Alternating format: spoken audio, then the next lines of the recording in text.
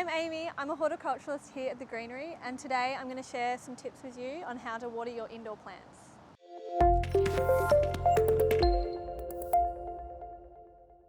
One of the most common mistakes that indoor plant owners make is overwatering or killing your plants with kindness. Different plants require different amounts of water and different frequency of water. So for example, peace lilies here or spathiphyllums require a little bit more water, and something like the sansevieria or the mother-in-law's tongue require a lot less. Signs that an indoor plant needs watering can be drooping leaves, and in more extreme cases, brown and crispy tips on their leaves.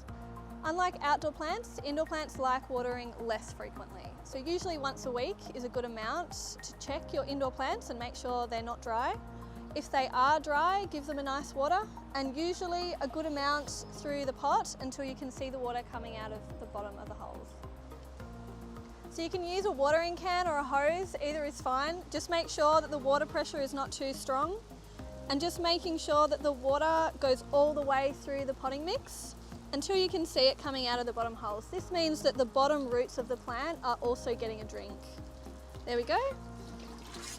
And you can see that the water's coming out of the bottom holes.